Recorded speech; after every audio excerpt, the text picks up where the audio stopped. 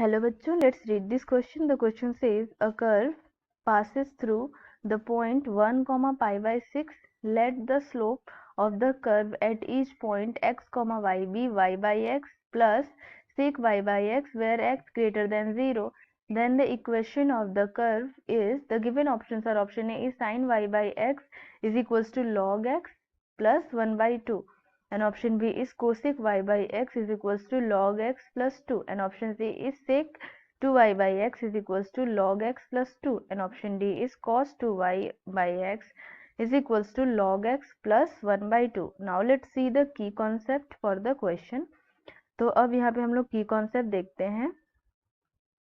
तो की कॉन्सेप्ट में हम लोग देखते हैं, जो फर्स्ट की कॉन्सेप्ट है वो है slope of curve. Slope of curve at point x, y. तो x, y पे जो हमारा स्लोप ऑफ कर्व होता है उसको हम लोग m से डिनोट करते हैं. It is equals to dy by dx. And जो सेकेंड चीज है हम लोग वो देखते हैं कि हमारा integration of cos x dx जो होता है वो हमारा होता है sin x.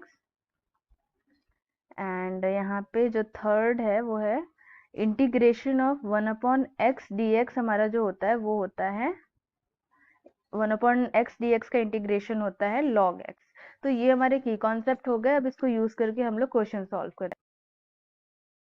क्वेश्चन में हमें दिया हुआ है कि हमारे पास एक कर्व है एंड इट पासेस थ्रू, यहाँ पे हमें पॉइंट दी गई है, तो इट पासेस थ्रू, इसका कोऑर्डिनेट है 1, pi by 6.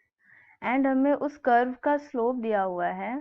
स्लोप को हम लोग m से डिनोट करते हैं. तो यहाँ पे हम लिख देते हैं slope is equals to m is equals to, इस कर्व का स्लोप है एक्स वाई पे हमारा y by x plus sec y by x for x greater than 0. यहाँ पे हमें कंडीशन दी हुई है. तो अभी हमने देखा कि इसको हम लोग इक्वेशन 1 मान लेते हैं. एंड वी नो, हमने की कॉन्सेप्ट में ये चीज देखी थी कि हमारा स्लोप एट एक्स वाई क्या होता है, m is equals to dy by dx. तो इसको इक्वेशन 2 मान लेते हैं.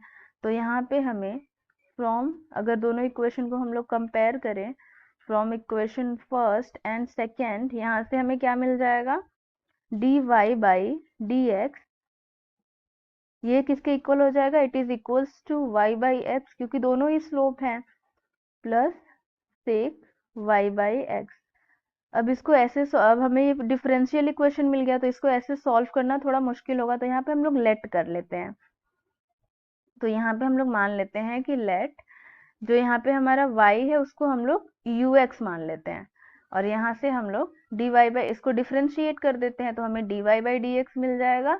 ये दो फंक्शन है यहाँ पे, तो पहले क्या करेंगे, first function into differentiation of second function. तो x का डिफरेंशिएशन तो 1 हो जाएगा, तो यहाँ बचेगा u.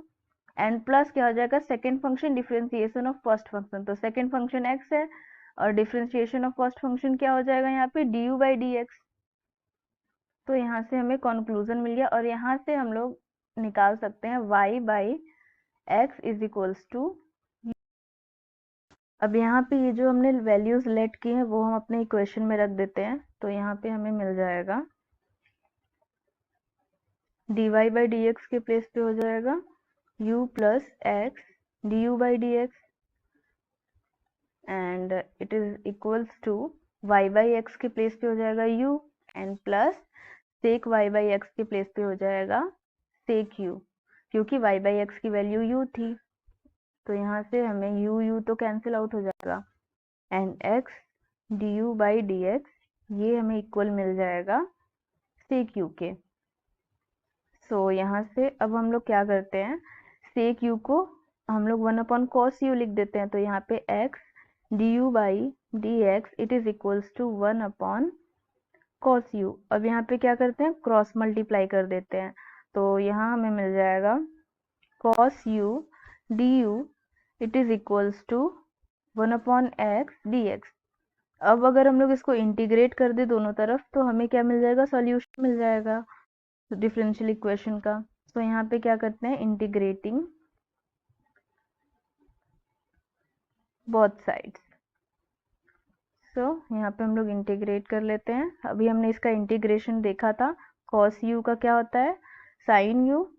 So cos u du it is equals to integration over 1/x dx। So cos u का तो हो जाएगा sin u and it is equals to 1/x dx का हो जाएगा log x एंड इधर एक आर्बिट्रेरी कांस्टेंट भी आएगा c। सो अब हम लोग इसमें यहाँ पे एक बार और इक्वेशन लिख लेते हैं। यहाँ पे हमें मिल गया sin u and it is equals to, इधर हो जाएगा log x प्लस c। और इसको हम लोग यहाँ पे u की वैल्यू क्या मानी थी हमने, u is equals to y by x. तो यहाँ पे हम लोग रख देते हैं। तो ये क्या हो जाएगा sine y by x and it is equals to log x plus c। अब यहाँ पे हम लोग c की वैल्यू निकाल लेते हैं, इसको हम लोग इक्वेशन थर्ड मान लेते हैं। तो हमें हमारा इक्वेशन ऑफ कर्व मिल जाएगा। तो क्वेश्चन में हमें ये दिया हुआ है कि ये जो कर्व है इट पासिस थ्रू, हमें पॉइंट दी गई है 1,π/6। तो अब यहाँ पे हम लोग वैल्यू रख लेते हैं, x के प्लेस पे 1 और y के प्लेस पे π/6। तो यहाँ क्या हो जाएगा sine π/6 and it is equals to log x की वैल्यू 1 है एंड यहाँ पे प्लस c, और log 1 की वैल्यू 0 होती है एंड साइन π/6 की 1/2 होती है। तो यहाँ से c की वैल्यू मिल जाएगी 1/2। अब इसको हम लोग क्या करते हैं, इक्वेशन थर्ड में रख देते हैं। So putting c is equals to 1/2 in equation third, हमने अभी थर्ड लेट किया था। तो यहाँ से हमें इक्वेशन ऑफ कर्व क्या मिल जाएगा, तो यहाँ इक्वेशन ऑफ कर्व हो जाएगा sine y by x is equals to log x plus 1/2। तो this is the equation of curve. अब हम लोग ऑप्शन मैच करा लेते हैं, let's see which option is correct. So option A is the correct option. Sin y by x is equals to log x plus 1/2. Hope you will understood it well. Best of luck.